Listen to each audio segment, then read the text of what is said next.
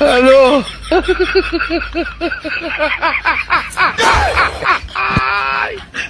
ওই খারো খারো খারো,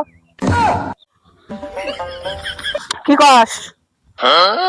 তুই আমার দিকে তুই নিজে নেমে গেলি কে? বেরোজাদার যে রাস্তা দাঁড়ে আমি সেই রাস্তা দাঁড়ি না, যে রাস্তাটা বেরোজাদার চলাচল করে সেই রাস্তাটা আমি হাঁটি না, সেই জন্য আমি নিজ দানাই গেলাম। তুই আজকে রোজা রাখছিলি আমি জানি না? আজকে মনে বলে সেরি খাই নাই, রোজা রাখি নাই, তাই তুই আমার আবার খোড়া দিলি। যা, নিয়ত করলাম আজকের দিকে নিয়ত 30টার মধ্যে 29টা রোজা করবো।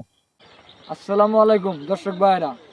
রোজা আসলে অনেকেই অনেক রোগবিদ ভাষণ দেয়, যেমন হচ্ছে গ্যাস্ট্রিক, জন্ডিস, ডায়াবেটিস এবং আরেকটা রোগ আছে মনের ব্যথা। এগুলো রোগ ব্যাধ কিছুই না, যদি নিয়ত ঠিক থাকে সবাই রোজা রাখতে পারে।